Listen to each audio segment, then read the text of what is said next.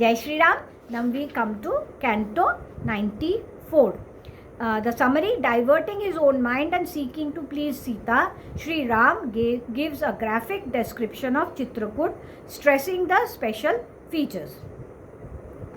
Seeking to please Sita, a princess of the Videha territory, and diverting his own mind, Shri Ram, son of Dashrath, who was fond of excellent mountains and had now lived on that mountain, Chitrakoot, for a long time, covering a period of about 3 months, nay, who shone brightly as a god, showed to his spouse the beauties of the wonderful Chitrakoot, deservedly so called, consisting as it did of many wonders, and Indra, the destroyer of strongholds, would show the benefits of Nandana Grove to his Sachi, his consort. On seeing this delightful hill, neither loss of sovereignty nor separation from my near and dear ones vexes my mind, O good lady. Behold, this mountain, inhabited by flocks of birds of every description and adorned with peaks rich in minerals, that stand piercing the skies as it were, O blessed ones. Adorned with minerals, parts of the king of mountains shine brightly, some glittering like silver, some blood red, some yellowish, some red as madder, some sparkling like the foremost of gems, some possessing the lustre of topaz and crystal and the hue of the ketaka flower, and others shining like stars and mercury, teeming with herds of deer of every description and hosts of harmless tigers, leopards and bears, and crowded with numerous birds. The mountain looks charming, abounding in umbrageous trees laden with flowers and fruits and pleasing to mind, the foremost of which are mangoes, rose apples and asanas, lodhras,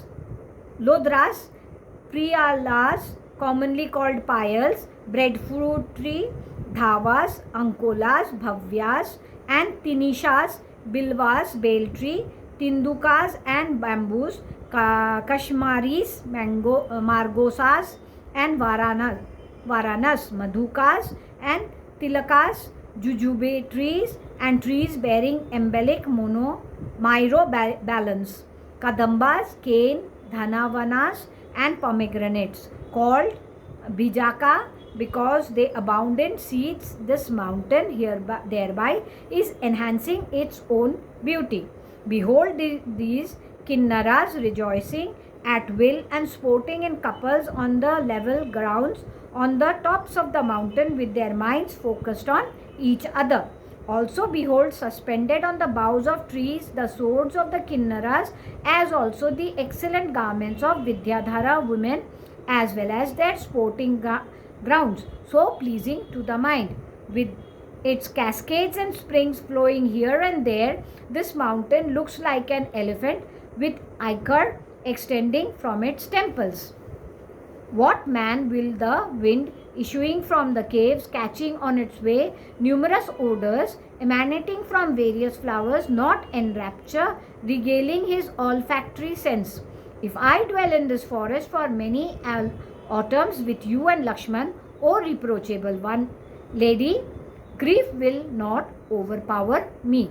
I am really enamored of this enjoyable mountain containing abundant flowers, fruits, nay, inhabited by flocks of birds of every description and adorned with charming peaks. O proud lady, a twofold gain has been secured by me through this exile of mine, viz., that I have got square with my father, who was devoted to piety in the form of truthfulness, and the pleasure of Bharat has been accomplished.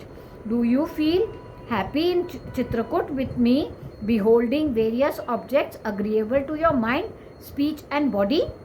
My forefathers Manu and others, who were all foremost royal sages, O my queen, have pronounced such disciplined residence in the forest as nectar-like and as conducive to cessation from rebirth and death. Large rocks of various sizes and shapes and distinguished by different colors, such as blue, yellow, white and ruddy, shine brightly in hundreds on every side of the mountain. Shining with the wealth of their splendor, Herbs in their thousands sparkle like flames of fire on the top of the mountain at night. Some parts of this mountain, consisting as they do of dense clusters of palas trees, look like houses, while others which abound in flowers appear like gardens, while still others consist of huge single blocks of stone. O proud lady, Chitrakoot appears as though risen having split the earth. Nay, the peak of Chitrakoot looks charming on all sides. Behold the cozy beds of voluptuaries covered with the leaves of lilies, sthagara trees, punaga trees, and burja trees, as counterpane and overspread with lotus leaves. Here are seen, O darling, wreaths of lotus flowers, crushed and cast aside by voluptuaries, and also behold fruits of various kinds enjoyed and thrown by them. Having abundant roots, fruit, and water, the yonder Chitrakoot mountain surpasses even Vaswa Kasara, more properly known as by the name of Alaka, the capital of Kuber, the god of riches. Nalini, the capital of Indra, better known as by the name of Amravati, and the territory of Uttara Kurush in loveliness. If for my part, O darling, I shall be able to spend this period of exile extending over 14 years merrily as though in sport with you, O Sita and Lakshman, adhering to the path trodden by the virtuous and comforting to the highest discipline imposed by myself, I shall derive joy, enhancing the peace of my piety of my race. Thus ends Canto 94 in the AYODHYAKAND of the glorious Ramayan of Valmiki, the work of a rishi and the oldest epic. Now we come to Canto 95. The summary: in order to humor Sita, Sri Ram gives a description of the river Mandakini to her. Then, turning away from the mountain, Sri Ram, the prospective ruler of the kingdom of Koshala, pointed out to Sita, daughter of the king of Mithila, the delightful river Mandakini carrying holy water. Nay, the lotus-eyed Sri Ram spoke as follows to Sita, the daughter of the king of Videyas, of charming limbs and with a lovely countenance resembling the moon. Behold, the beautiful river Mandakini, with its delightful banks, a stream inhabited by swans and cranes and rich in flowers, nay, hemmed in with trees of various kinds growing on its banks, and laden with flowers and fruits, and spreading its charms all round like the lake Saugandhika of Kubera, the ruler of Yakshas. The delightful fords, even though their waters are turbid just at present, evidently because herds of deer have drunk their fill from them, exercise their charm on me. Sages, for their part, wearing matted locks and with deerskin wrapped about their loins, and having the bark of trees for their upper garment, take a dip in the Mandakini at the appointed hour. My darling, here are other ascetics of austere vows, praying to the sun god with uplifted arms according to the scriptural injunctions. O lady with the big eyes, with its trees whose tops are shaken by wind, shedding flowers and leaves all along the river, the mountain looks as if it has started dancing. Behold the river Mandakini, whose waters are sparkling like pearls at one place, nay, which looks charming with its sandy banks at another, and which is crowded with siddhas, a class of semi-divine beings endowed with mystic powers from their very birth, at a third. Behold you, heaps of flowers shaken down by the wind and scattered on both the banks of the river, and other heaps continuously floating along the current, O lady with a slender waist.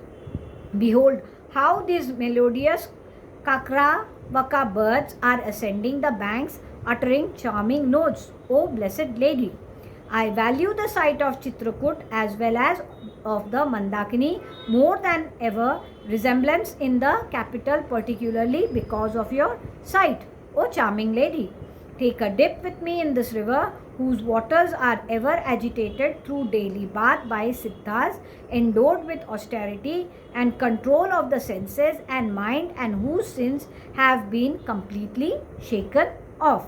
Nay, freely take a dip in the river Mandakini, even as a friend would sport in the company of her friend, submerging out of fun and red and white lotuses in which the river abounds. O proud lady, esteem you ever the dwellers in the forest as you would the citizens of Ayodhya, the mountain of Chitrakoot as the city of Ayodhya, and this river Mandakini as the Sharayu. My darling, not only is Lakshman, whose mind is given to righteousness, fully determined to carry out my command, but you too, O Princess of Videha kingdom, favorably disposed towards me, causing delight to me, bathing thrice a day, every morning, midday, and evening, and living on honey, roots, and fruits with you. I long neither for Ayodhya nor for its sovereignty. Surely there is no one who will not be relieved of his fatigue and feel refreshed on taking a dip in this delightful river, which is churned by herds of elephants, whose waters are partaken of without interruption by elephants, lions, and monkeys alike, which is hemmed with trees laden with blossom, and as such remains decked with loads of flowers all through the year. Offering many such cogent remarks concerned the aforesaid river, the celebrated Sri Ram, the promoter of the race of Raghu, wandered in the company of his beloved spouse Sita over the lovely Chitrakoot, which shone like a heap of collyrium. Thus ends Canto 95 in the AYODHYAKAND of the glorious Ramayan of Valmiki, the work of a rishi and the oldest epic. Jai Shri Ram.